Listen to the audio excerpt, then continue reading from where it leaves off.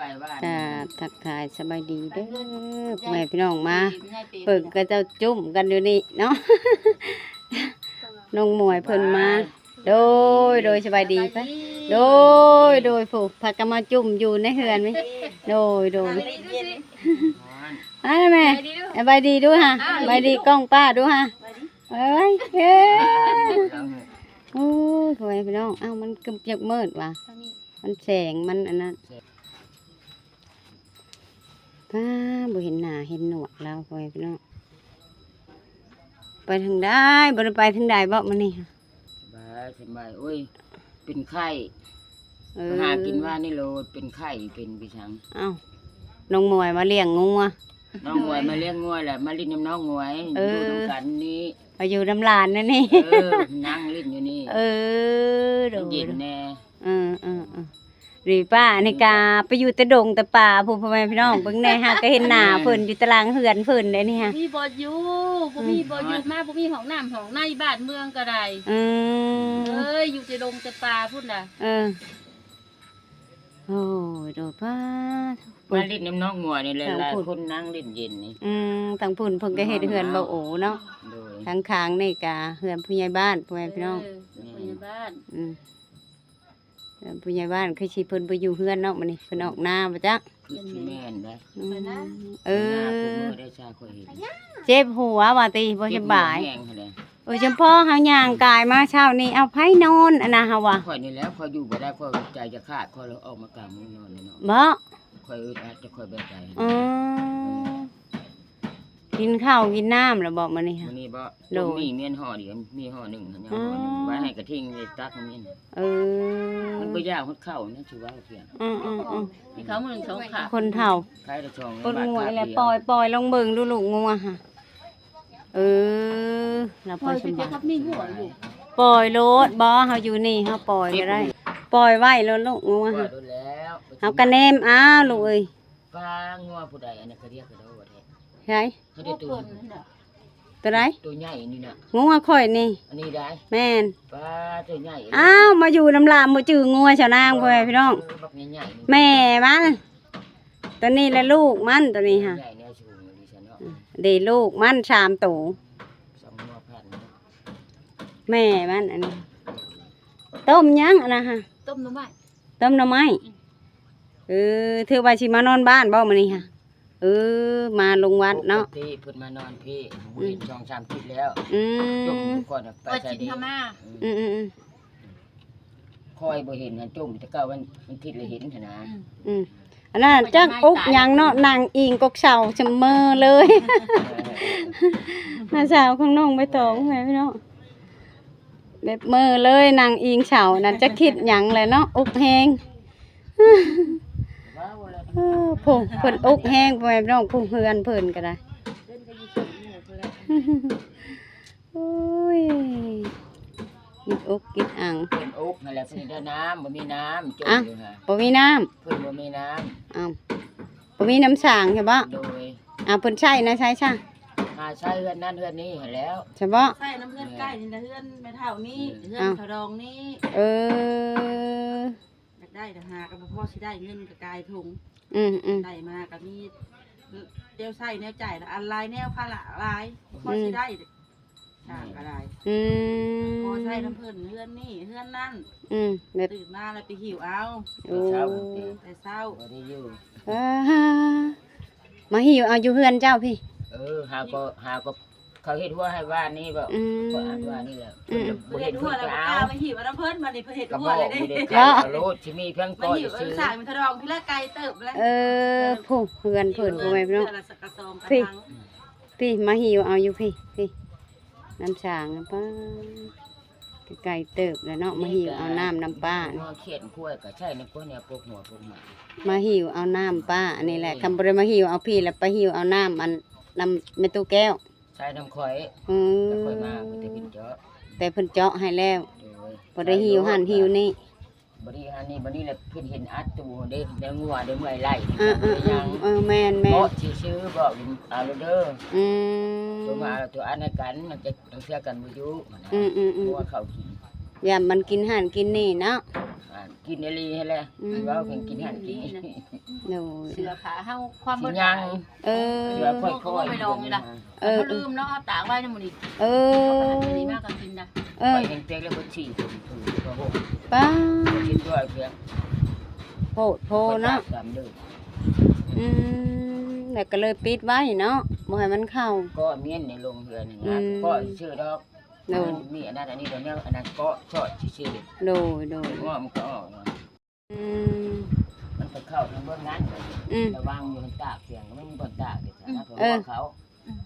ไปที่หาง เจ้ามีหัวแล้วเจ้าก็ง่ายละบาดนี่ค่ะ แม่นปิดเบิดแล้วมันก็บ่เข้าบ่ได้เนาะคันบ่มีหัวมันก็ เมียบักพริกเล็กน้อยไปได้เพียงมือ แม่น ก็เบิด เป็นได้ของเฮาอยู่เสาเอ้ย พวกบางมีบางง่วงแล้วก็ได้ อืม มันงามนะก็ได้ง่วงกิน อืม พวกกันนั่นนี่แหละอยู่ในเรื่องของอะไร โอ้ยเย็นคักเด้อเฮือนลาวนี่ค่ะ เย็นอะไรเลยบ่มัน โอ้มันบ่มียุงเด้อ แบบนี้ เฮือนแขวนเฮือนแขวนเจ้าไปเบิ่งแน่กลางเว้นนี่ มันไก่ ไปโลด มันอยู่จะมาได้ อยู่บ่ได้เลยนะกลางเว้นนี่ก็ได้จักสิอยู่ได้ไส โอ้ตลอดนะเนาะ ลายอยู่ โอ้น้ำพันหยามันนี่ลึกมันนี่ค่ะ ลึกแล้วก็บ่ตาย กระโบตายกระโบญาติ แม่นมันแบบมันลึกแล้วเฮาจูดเฮาบ่ตายเลยได้ป้า โถ โถ ทันได้จูด บ่เจ้าก็มีบ่ นี่อย่าป้าตัวจะนอนบ่ได้ เอ้า เจ้าขึ้นแล้วเจ้าเข้าไปรถในเฮือนคอยบางคนนอนนั่น เออ เจ้าอย่าพูดนะ เออ มันไก่หลุมเนาะ เข้มดง ก็ ลายลายจะ มาดิเจ้าไปเลยนะไปกลางหมู่เลยนะไปเขาในเหืออีกนอนนอกเลยสบาย นอนนอกคันมากลางก็นอนบ่ได้ยุ่งหลาย ตารางเฮือนชาวเทืองเขาคือสิใครแน่นะ บ่มีนะฮะ เฮาไปหนังมือนั่นหาใครมันแบบมันบ่มีหั้นนะ อืม มันนั่นสะอาดโฉมเนาะมันก็พ่ายยุงจ้าง เลี้ยงวัด1-2 เซน โอ้ยมันก็พอเฮ็ดแล้ว เจ้าเฮ็ดหยังก็อยู่พุ่น เอาเชียวเอาควายมาให้เลี้ยงยามนี่หัน เออ มื้อนึง2แสน วัด1-2 เซน หั่น 5มื้อก็ล้านนึงเดือนนึง3ล้าน บ่เออ10โต 7 โต 7 โต 7 โต เออ เถือร้ายเขาก็ไม่ให้ร้าย เออ หากกันได้วัน2 แสนนั่นน่ะ เออ จะได้ร้ายกัน เออในวัน2แสนเนาะ นี่แหละเนาะ มันก็ ได้ว่าเขาฉือแล้วเราบ่ได้เฮ็ดฮอดพี่สังได้ยาม เอ้า เราขโมยเขาควาย 5มื้อก็ล้านนึงแหละเดือนนึง3ล้านแล้ว ก็ยังดีอยู่ได้ เอากายไว้ดีแหละ ดีได้ เฮาได้รักษาของเฮาพร้อม นั่นแหละ นั่นแหละ มันดีเฮามีแนวเฮ็ดเนาะ แม่มีเวียกเฮ็ด ให้เชื่อฟ้าอีตาปากแวงน่ะนะนั่นถ้าได้บ่ได้ควายแล้วก็โทรหาล่ะ อืม อันนี้บ่ได้เลยโคตรอันนี้ จะพันบ่ เฮาบ่จัก เป็นแต่จะพันหั่นแหละ อีตาปากเวงเฮาบ่จัก โทรหาน่ะ อืม อืม จะพัน บ่จักชื่อคนซัก อืมแล้วเอาไป หูเดียวนี้กับตะเท่าค่อยพี่เสีย เออ คนใหญ่ๆดอก หุ่นใหญ่ เออ ๆเราอันไทยคุณนะเราเว้าอันนั้นดอกเว้าบ่ได้คือเฮา อืม ม่วนอยู่เราเว้า มวนอยู่ คน50ปลายสิเข้า60นั่นแหละ สิประมาณกับเฮานี่ล่ะบ่ได้เฒ่าเกินไปแล้ว มอง50ปลาย60นี่แหละ นี่เพิ่นเป็นผู้ชาย น้องลาปัดอยู่ชักเครื่องอยู่เฮือนเอื้อยมาเลี้ยงงัวผู้เดียว เดี๋ยวเรื่องนี้ว่า ในตู้มาเล่นน้ มันนี่น้ำน้องงวยนี่แหละพากันมานั่งเล่นเพิ่นเลี้ยงงัวแล้วมานั่งเล่นเกม ำพอได้เป็นหมู่กันว่า แม่ แล้วเราบ่ได้ไปทางใดเราเจ็บหัวป่วยพี่น้อง แห้ง อืมโดยอันนั้นอกแห้งอยากได้น้ำสางไปพี่น้องโดยก็แต่ เอาอยู่อันนั้นก็บ่ ไก่ตุนน้องเพิ่นอยู่เนาะเพราะว่ามันยากบ่มีน้ำใส่จักสิเฮ็ดอะไรโอ้ยไปใช้ไปเอาหั่นเอานี่เมื่อก็เปื่อยสิฮอดพุ่นก็บ่ง่ายเนาะ แม่น มันก็ยากชุดๆแหละนี่ค่ะโอ้ฝากทาง FC ของชะนางเนี่ยเด้อพันแบบอีตนสงสารเพิ่นพ่อแม่พี่น้องก็ฝากเงินมาทางชะนางก็ยินดีสิเป็นสะพานบุญให้เนาะเพราะว่าผู้ใหญ่ทางช่องชะนางคำว่าเบิ่งอยู่ก็กับผู้ใดแบบพอช่วยน้องเพิ่นได้กะชะนางกะอยากช่วยแต่ชะนางกะบ่มีพ่อแม่พี่น้องกะอีตนน้องเพิ่นบ่มีน้ำสางเนาะก็มานั่งเบิ่งดูสิถามดีๆนี่ จังว่า เดี๋ยวปากกะโลกก็ได้เห็น อุ๊ย ว่า ก็อุ๊ยพี่ลึก อกแห้ง ไปนั่ โอ้อกแห้งเนาะ หนัง หนังเงาแฮงบ่แบบไรอันนั้นน่ะแบบแนวอื่นค่ะก็พออยู่พอกินเนาะ แม่น อืม เพราะว่าเฮาก็หากันย้ายเฮือนออกมามีหยังนะเฮามาเริ่มต้นใหม่ อืม นับหนึ่งใหม่ โดย มาซื้ออันนั้นดินน้ำเพิ่นนี่แหละมาอยู่ดินน้ำเพิ่นแหละยังบ่มีน้ำบ่มีใน อืม ขอใช้น้ำเพิ่น อืมแบบคันว่ามีทางผู้ใหญ่เพิ่นช่วยก็ขอแต่น้ำสร้างนี่แหละเนาะ ขอแต่น้ำฉาก อยากให้เพิ่นอันนั้นให้นี่พ่อแม่พี่น้องโอ้ยก็ลำบาก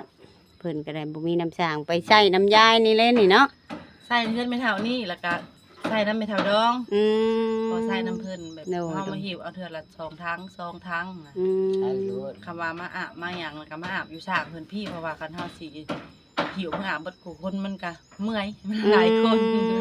หลายคนแต่น้ำใช้ก็ยังพอแห้งเนาะ แม่น นางกับบ่ฮู้พ่อแม่พี่น้องชะนางก็ได้มาอยู่ใกล้กันก็บ่ค่อยไปเฮือนน้องเพิ่นก็บ่ฮู้ว่าเพิ่นมีน้ำบ่มีน้ำเนาะชะนางก็ อันเฮือนแถวนี้เพราะว่าเพิ่นมีทุกหลังเลย อืม มีแต่เฮือนอันของน้องนี่แหละบ่มี อืมโอ้ เพิ่นมี ย ทุกหลังเบิดขอใส่น้ำเพิ่นบัดนี้เฮือนมีเฒ่าแล้วเพิ่นเฮ็ดหัวอ้อมแล้วก็บ่กล้าเข้าไปเพิ่นให้ไปเอาอยู่เกรงใจเพิ่นเฮ็ดหัวเฮ็ดหยังอะไรเพิ่นปิดประตู อัดงัวอัดเงียไปเห็นน้ำกันเยอะเห็น เพิ่นให้ไปเอาอยู่ดอกแต่เฮาก็เกรงใจเพิ่นก็เลยมาใส่เฮือนในเฒ่าดอง อื หิว ม มือ1 2ทาง3ทางกับพ่อใช้อยู่3ใช้อะนะ หิวไปใช่เนาะแต่ให้มันพออีหลีรอมันก็คือสิบ่พอดอกพ่อแม่พี่น้องน้ำเทื่อละ2ถัง3ถังก็จังอาบเพิ่นก็มายวกอาบอยู่พี่ เมื่ออาบอยู่ที่ อ่ะ FC ของชาวนางเนาะไปแบบสนใจอยากช่วยทางน้องเพิ่นพ่อแม่พี่น้องก็ทักมาหาชาวนางได้เด้อชาวนางสิเอาเบอร์โทรแล้วก็ Facebook เขาขึ้นไว้หน้าคลิปเลยพ่อแม่พี่น้องก็ภาคช่วยน้องเพิ่นแน่อยากให้น้องเพิ่นมีน้ำสร้างมีน้ำพอได้ใช้เพราะว่าขาดน้ำสร้างมันก็คนเฮามันก็อยู่บ่ได้เนาะเพราะว่าน้ำมันเป็นหลักสุดเลยคือแบบชาวนางเว้าแหละน้ำนี่ถือว่าบ่มีมันก็อยู่บ่ได้เนาะปะมันแบบ แห้งเลยค่ะมีน้ ซักเครื่องซักคองแบบน้ำเฮาใช้เฮาหยังนี่แหละ ล้างถ้วยล้างเชือก แม่น ต้องอะไรมันยากเลย ถือว่าลำบากแฮงพ่อแม่พี่น้องไม่ใช่น้ำแม่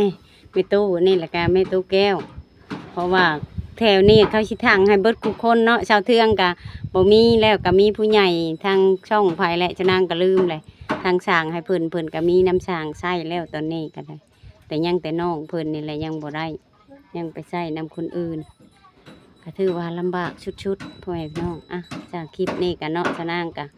สิลาบแล้วเด้อพ่อแม่พี่น้องโดยสบายดีเด้อน้องเด้อโดยโดยยายก็ให้เช่าไว้เด้อยายเด้อโอ้ยสบายนะก็ได้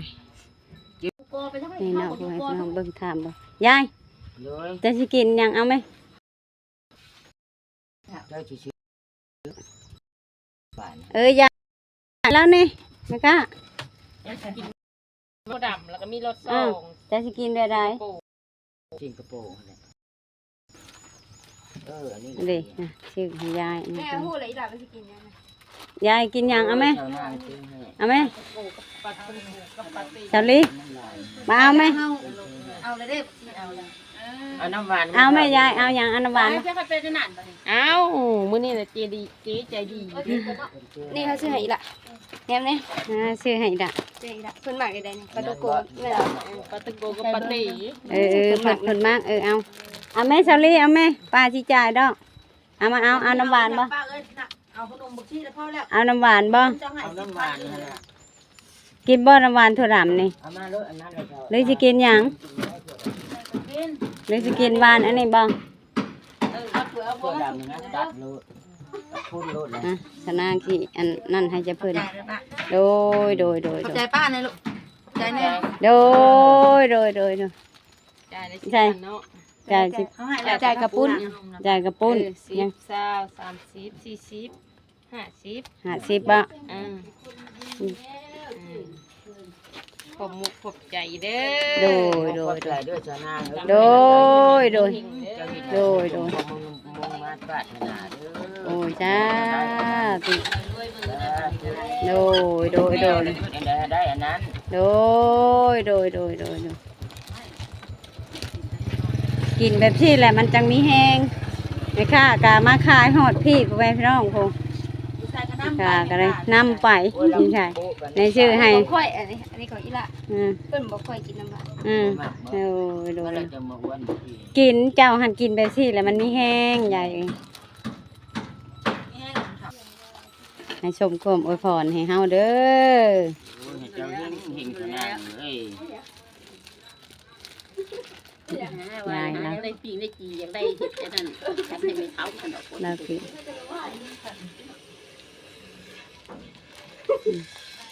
ค่อยติดใจแต่เจ้าเห็นน้ำหวานมืออื่นกูจะแบ่งให้ค่อยตอนนะป้าจะแซ่บกระเทาะหวานเชิงมัน ข่อยยังสิไปคุดมาเฮ็ดอีกอยู่โชดบาดนี่แซ่บแซ่บบ่ชิ แซ่บ อ่าแซ่บ ขอบใจเด้อป้าเด้อป้าตัวลูกเอานั่นแห แซ่ ละ บนี่แม่ ให้ป้าถึกเลขเด้อบาดนี้เด้อป้าสิได้ชื่อให้หลายๆทางสั่งให้พร้อมก็ถึกเลขทางสั่งให้พร้อม ทำเด็กได้มากินเด้อ เอา2เด้งเด้อ ขับเลย มันก็แซ่บเลยแบบนี้ คือสิหวานคักอยู่เนาะ หวานมัน มันเลยคักอะไร ดาวก็ให้ถือใช่ก็ให้ถือตัวเองนี่รวมตุกขนาดเลยก็ได้เคย น้องเพิ่นไปพูดพ่อแม่พี่น้องเพิ่นมาเอาน้ำที่พี่เนาะ เบิ่งเดี๋ยวให้เบิ่งทางไก่ พี่เพิ่นมาสูบน้ำอยู่ที่อาบน้ำแล้วก็อันนั้นอยู่เนาะโอ้เย็นคักนี่เพื่อนอยู่พุ่นแต่มาเอาน้ำอยู่พี่พ่อแม่พี่น้องน้องเพิ่นกาเนาะกาเว้านำชาวนางว่าปานางว่าอันอยากขอนำปานางว่าคันว่าเว้าได้แบบว่ามีผู้ใหญ่แบบชนใจอยากให้ชาวนางเป็นสะพานบุญแบบอยากทำบุญพ่อแม่พี่น้องอยากช่วยน้องเพิ่นเรื่องน้ำชอกน้ำชางเนาะกาติดต่อหาชาวนางได้เด้อพ่อแม่พี่น้องชาวนางจะเอาเบอร์โทรขึ้นแล้วก็เอาเฟซบุ๊กขึ้นหน้าคลิปเลยพ่อแม่พี่น้องแชทมาแบบปรึกษาเว้ากับชาวนางได้พ่อแม่พี่น้องชาวนางยินดีที่เป็นสะพานบุญเนาะกะอีตนน้องเพิ่นบ่มีน้ำกับไปชูบอยู่หันไปเอาอยู่นี่แบบหิวเทื่อละถัง2 ถังพอได้เมื่อไส้แต่อาบแล้วเพิ่นสิเที่ยวมาอาบอยู่เฮือนอีกหลังหนึ่งพ่อแม่พี่น้องไปขอใช้น้ำหมูกว่าง่ายๆซะโอ้แบบสงสารชุดๆแหละ คนเฮาบ่มีน้ำก็คือชะนางเว้าแหละพ่อแม่พี่น้องก็ไปโยนคลิปชะนางตะกี้เนาะว่าแบบชะนางบ่พอยังหลายแบบน้ำนี่ก็ชุดแห้งมีน้ำเฮาอยู่ใช้ก็อยู่ได้พ่อแม่พี่น้องเอ้าท่านภาคทางผู้ใหญ่เด้อหลายๆคนทางช่องของชะนางอยากช่วยน้องเพิ่นน้ำหันกาบ่แพงปานใดพ่อแม่พี่น้องก็อยู่ประมาณอยู่9,000นี่แหละทางชื่อน้ำชื่อในมาถังหันประมาณ 9,000 บาทนี่แหละคือสิพออยู่พ่อแม่พี่น้องเพราะว่าค่าแบบเพิ่นเจาะเพิ่นนั่งก็สิอยู่ประมาณ 8,000แล้วก็ชื่อน้ำชื่อในก็ชื่อในอยู่ในกินก็สิตกอยู่บ่ฮอด 9,000ก็สิ 8,000 ปลายนี่แหละไปคันว่ามีผู้สนใจอยากช่วยน้องเพิ่นก็ทักหาชะนางได้พ่อแม่พี่น้องเอ้าฉันชะนางก็สิพาผู้ใหญ่ใจะดีแม่ใหญ่ใจะดีทุกๆท่านบ่ว่าอยู่ในหรือต่างประเทศที่เขารับชมและติดตามคลิปของชะนางก็ฝากกดไลค์กดแชร์กดกำลังใจชะนางให้ชะนางได้เฮ็ดคลิปต่อไปเด้อพ่อแม่พี่น้อง FC เพิ่นทุกคนเนาะและการบอกความครูชนะพ่อแม่พี่น้องเอาสำหรับคลิปนี้ชะนางก็สิจบไปซำนี้กระทาไปติดตามอีกคลิปหน้าพ่อแม่พี่น้องคันผู้ใดชะนางบ่ผิดก็ขอโทษขออภัยเด้อคลิปนี้ก็สิลาไปแล้วพ่อแม่พี่น้องก็สำบายดี